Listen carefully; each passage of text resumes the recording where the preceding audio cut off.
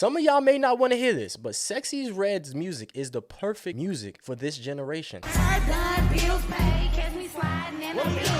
Her music is the soundtrack of this generation because this generation was programmed to be degenerates. You gotta give him that huck too and spit on that thing. Drug addictions, OnlyFans, social media addictions, sex addiction, Tinder, lust. They have completely lost the plot, and her music is perfectly fitting for today's times. Let's get off into it. Let's talk about it.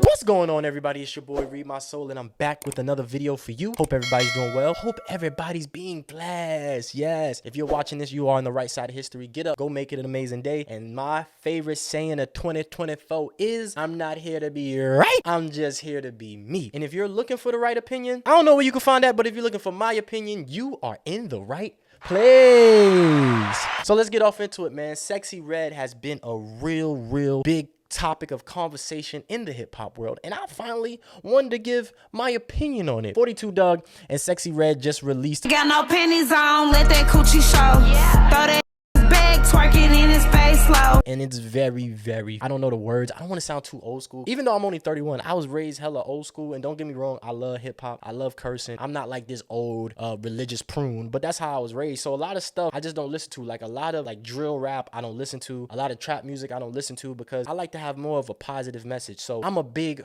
Rhapsody fan. Right or wrong, ducking Stone David with the rock screaming, suck these, I'm a nutcase, unbelievable. I'm a big No Name fan. I think that those two have had the best female rap albums in the last few years. If you're not listening to Rhapsody or No Name, punch yourself in the face. I don't listen to this, but just looking at the video, it is very controversial. Talking about camel toes, talking about rubbing on his, you know, just very ignorant, very over-sexualized. It's everything that is wrong with hip-hop, in my personal opinion. There's nothing wrong with women showing off their sexuality. Is it really empowering if a man is writing it?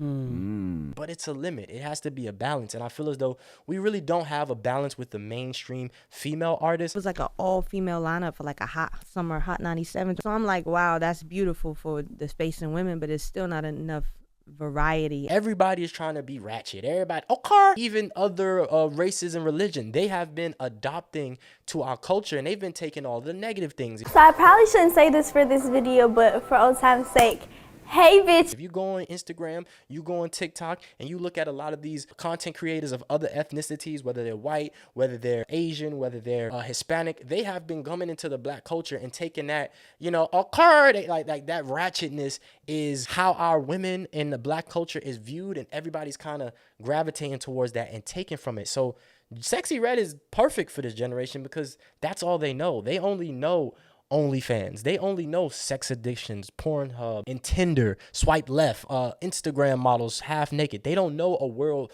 before that when there was something to guess, you know, that the women left something for men to guess. Now the conversation I be seeing men having is like, yo, we miss having some imagination about it. Do you hear me? And I'm not turning this into a cult, like a women need to dress up thing. I'm just talking about Sexyy Red's music and how she's the soundtrack of this generation. This is what they want. I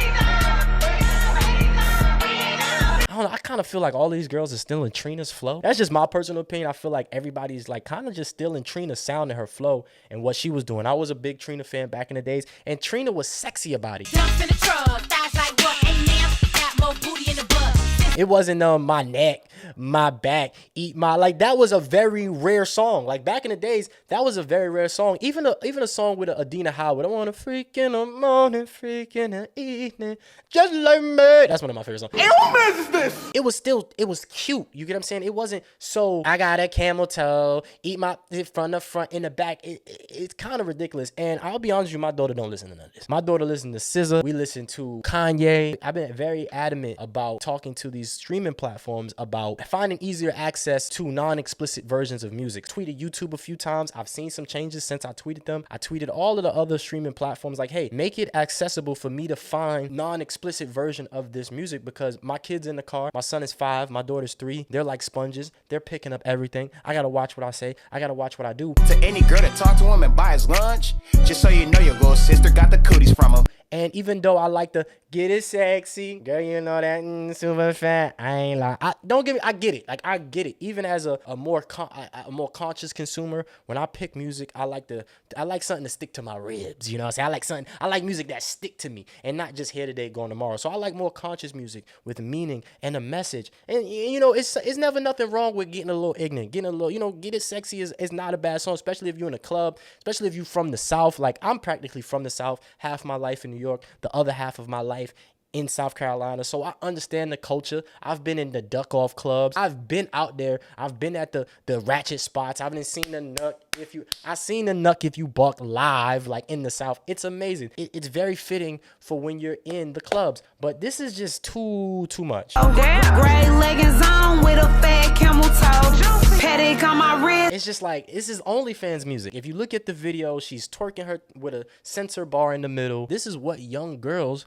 are listening to, right? This is what's being pushed to the forefront. And I say she's perfect for this generation because how much did Rap City's last album sell? Please Don't Cry. How much did No Name's album sell? No Name got nominated for a Grammy, but it's not a balance. You got the Glorillaz, you got the Cardi B's, you got the Meg Thee Stallions, you got the Sexyy Red, and all they're talking about is shaking their coochies and popping their cootie cats. And don't get me wrong, do your thing. Do your thing. It was like, yeah, it's great for women, but on the other end, it's like, it's nothing different than any other thing America sells. Sex.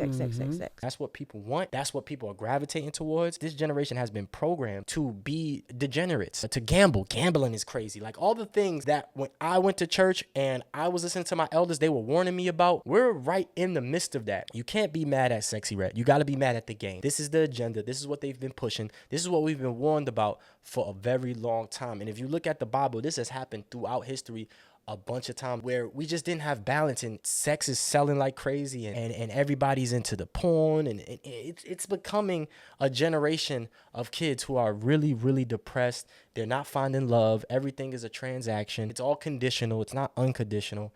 And Sexyy Red's music is perfectly fitting for this generation. This is exactly what the system wants. This is exactly what the system promote. This is the programming. This is the program that we're seeing. Rap City's music isn't getting as popular. She was on Joe Budden. She did a whole run on the Breakfast Club. And I feel as though it don't matter because the work has already been done. The programming has already been done. The Lupe Fiasco Dumb It Down has already been done. They're trying to be queens, Lou. They're trying to graduate from school, Lou.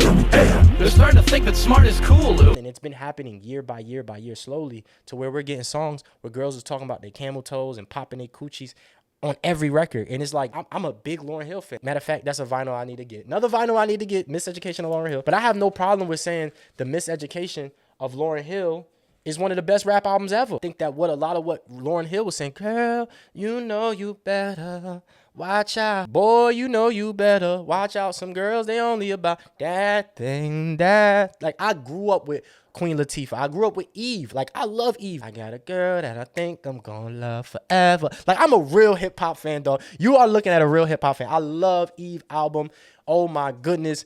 Amazing. Love is Blind. Like, we had songs like Love is Blind. I don't even know you and I hate you. See, all I know is that my girlfriend used to date you. Yo, bro, I got chills talking about what we used to have, the balance we used to have. Even Little Kim, she was doing her thing, but if you listen to Kim, she was a boss. She used to have so much balance, man. Eve, Little Kim, Queen Latifah, MC Lyte. Like, I grew up on that type of music, and don't get me wrong, I understood the Little Kims. I understood the Trinas. Shauna, I remember the Shaunas from DTP. Like, I literally, I'm a hip hop head, bro. Like, I love all music, all regions. There was a balance. There was always a Lauryn Hill. Even Nicki Minaj, she's a great balance. Like, she's not so much into pop and coochie, but she's not so much into rappity rap. She's really in the middle of both. So, you know, I get it, and I get that it's the women's time to shine, but it's like, yo, this is going too far. I miss the Eves of the world. I miss when women was promoting the message. You know, it's a lot of domestic violence going on right now. And I think a song like Love is Blind